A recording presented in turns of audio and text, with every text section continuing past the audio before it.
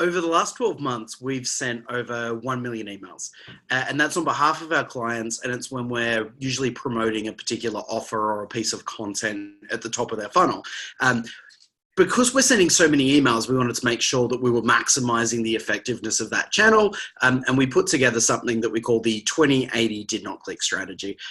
It's pretty simple, but actually when you start to drill into it, it's really effective. It'll more than double the impact of a piece of content.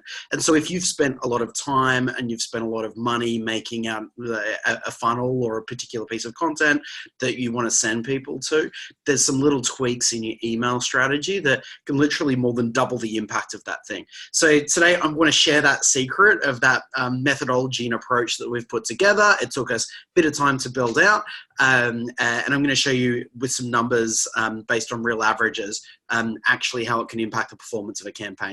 So there's going to be a few nerdy numbers, but I want you to dive on in and pay attention with me. So I'm going to share my screen. I put together a couple of slides here for you, so hopefully you'll be able to see me up there in the top right. But yeah, so this is our 20/80 did not click strategy. So for the average email, you'll be able to see my pointer moving around. MailChimp aggregates some data from their platform. So the average open rate for any campaign going out, usually around 20% B2B. The average click-through rate is usually around 3%. I want to introduce you to another definition. People talk about the click-through rate all the time. There's another number that potentially you should look at tracking, which is called the click-to-open rate. What's the difference between the click-through rate and the click-to-open rate? So the click-through rate says of all of the emails that you sent, how many people downloaded something. The click-to-open rate says of everyone that opened that email, how many of them downloaded it. And so it's actually a different measure. So the click to open rate actually then looks at the effectiveness of the content and the call to action inside of the email, whereas that click-through rate looks at the entire campaign. So it's actually looking at both the headline and the body copy.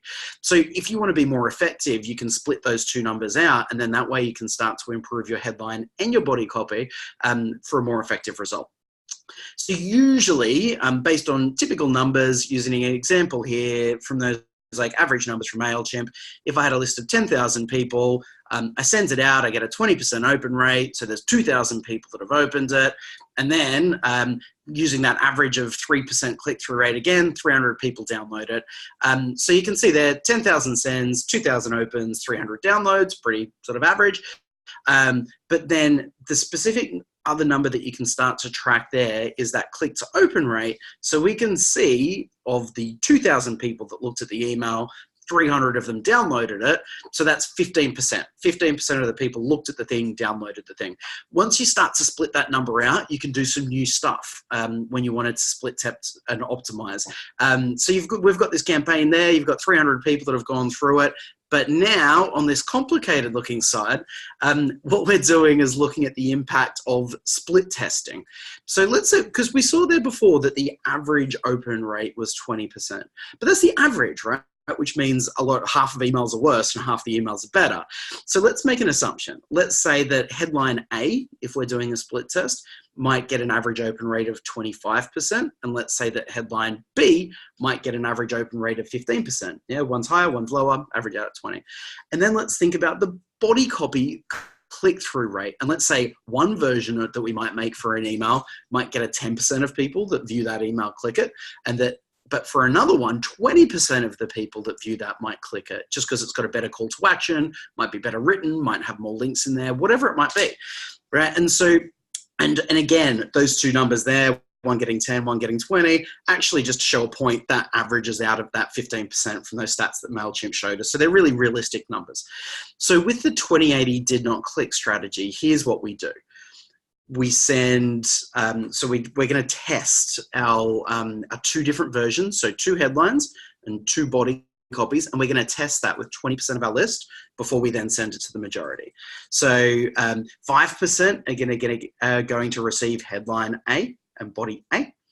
5% are going to receive headline A, body B. 5% are going to receive headline B, body A. And then 5% are going to receive headline B, body B. So now, if we look then at those different those assumptions on higher and lower, because we're doing a split test of the open rates and the click-through rates, we're going to find a winner. So we're going to find the open rate, the email that has the best open rate, and then we're going to find the body copy that has the best click or response rate. And so we can then combine those two winners and send them out to the majority of our list for something that now has a click-through rate of 5%. It's more than double what you were receiving previously. So by doing that split test with really real, achievable, quite normal looking numbers over on the left, finding out our winning headline, finding out a bit winning body copy, now we've got more than double the number of people actually downloading that thing. And we're not finished yet, because then the next thing that we do, and this is like another little sneaky trick that we've found, is if you then rewrite that entire email again, so a different approach, maybe a different offer or a different angle, we like to call it, for that same piece of content, that same offer, that same funnel, but we go back and we send it to that exact same list, usually a week or two later, with the exception of the people that clicked or downloaded it. So we then go back to that list, new angle, new offer. And for the numbers here, I'm assuming that just when we send that follow-up email to the rest of the audience around a week later, those numbers are just based on the average 20% and 3% that we could see from MailChimp before. So we're just assuming that our follow-up email receives the average when we go back to those people that didn't download it the first time around. But this strategy, testing the headline, testing the body copy, finding a winner, following up, that makes a massive difference on the value of the asset. Because we can see now we've got 12 or 13 people here, 25 here, 7 or 8 here, 15 there. We've got 400 when we send our winner to that 80% of the list, and we get another 286 people when we go back to that list again. So check it out. On that single send strategy, based on average numbers for B2B that we're seeing from MailChimp, you might get 300 downloads.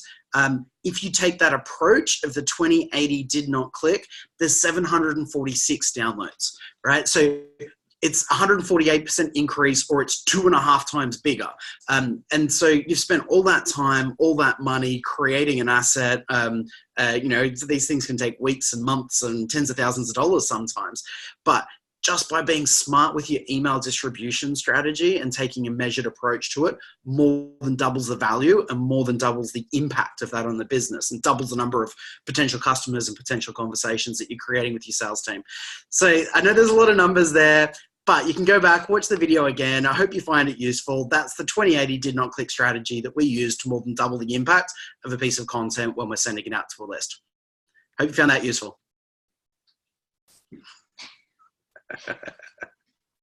Comment on it a new one.